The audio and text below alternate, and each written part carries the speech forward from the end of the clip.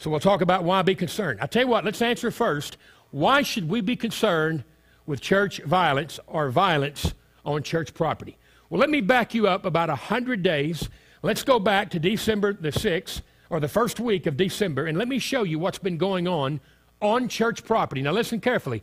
All of these events that I'm about to show you happened on church property, with the exception of one of them, and they happened at the preacher's house. All of these events. Watch this. December the 6th in Illinois, a priest is beaten by robbers. Afterwards, they ask him for prayer. Number 2, I'm already messing up here on my PowerPoint thing. It's not working. Is it not working? Number 2, December the 10th in Utah, a man is shot to death at church. The next day in Arkansas, a man is stabbed at church. A couple of days later here in Texas, a woman is struck from behind, this was San Antonio, I believe, and robbed while she was praying. The next day in Maryland, a man robs and cuts his victim with a knife. 4 days later in Maine, 2 women are robbed at church. 4 days later in North Carolina, a man kills himself in a church parking lot with children nearby, by the way. 2 days later in Utah, a 14-year-old boy is stabbed at church. Christmas Eve in Tennessee, 9 people are shot at a church's teen club. This was Chattanooga. They've been having troubles with this place. Remember, if you have something that you own off campus, so to speak, you're liable for what goes on there. 9 kids shot at one meeting. Christmas Day in North Carolina, a man robs 3 women at church. Next day, South Carolina, a murder victim is found at church. The next day in Florida, a pastor is shot in her home. January the 1st. Now remember, all of these things happened in the last 100 days on church property. January the 1st in Texas, probably 35 to 40 minutes from here, a man pulls into the parking lot of a church. He is robbed, his car is stolen, and he is shot by a juvenile. Same day in Colorado, while they're having church, a bullet comes flying through the window. That was in Colorado Springs where this other deal happened. A few days later in New Mexico, a man robs a church, beats the guard, gets into a shootout with police as he flees, and is killed. 2 days later in Michigan, young people get angry at being turned away from a youth center. 25 shots are fired. 1 ministry worker is struck. A couple of days later in Alabama, a man intentionally leads police into 2 shootouts to call attention to Islam. Next day in Texas, attempted robbery of a female inside a church alone. Don't forget that part about being alone. New Jersey, January the 11th, a synagogue is bombed. A man is arrested and charged with attempted murder. Same day in Texas, a man takes his girlfriend into a church down by the altar, kills her, and then kills himself. Next day in Oklahoma, 2 kids get into a fight. The younger one falls, hits his head, and dies at church. 2 days later in Maine, a man commits suicide in church. Next day in Michigan, a woman is robbed of her car by gunmen at church. Indiana, 6 rounds fired at a church. 1 round cuts through the pants of a homeless man waiting for the church to open. Same day in Nebraska, a man is shot as he walked by the church. 2 days later in North Carolina, a fight and gunfire at a church. January the 17th in West Virginia, following a domestic dispute, a suicidal man, gun in hand, walks toward police. They shoot him dead. Next day, South Carolina, January the 18th, a man robs choir members with a gun.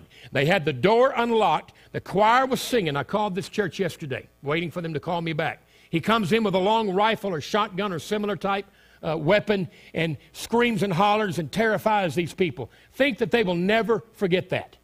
They will never forget what happened to them that night they came to church. Once you have a tragedy, it will define your church. Maybe not describe it, pretty much the rest of the history of your church. I interviewed my grandmother a couple of months ago. She was at a church 32 years ago in Dangerfield, Texas. Remember that shooting? I was married at that church. My wife's great-grandmother came home with blood on her dress. I interviewed Grandma Turner, as we call her, and she said to me, I never think about getting shot while I'm out eating or while I'm at home, but I do think about getting shot while I'm at church.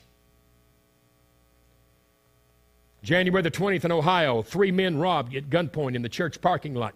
January the 20th in Georgia, a man enters the worship service threatening the other worshipers with a knife, takes off his clothes, continues lunging at people with a knife. When police arrived, they had to tase him in order to arrest him. January the 22nd in Missouri, a small fire was ignited when an unidentified person threw a Molotov cocktail. That's a homemade bomb at Sylvan Dale Church.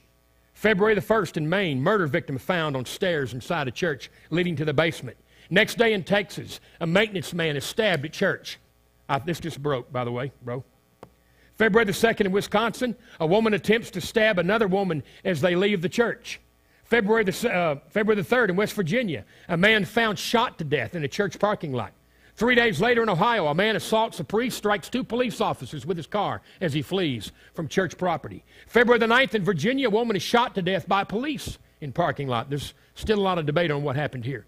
February the 18th in Georgia, a man is shot to death in a parking lot. The church has long reported problems from the club that's nearby there.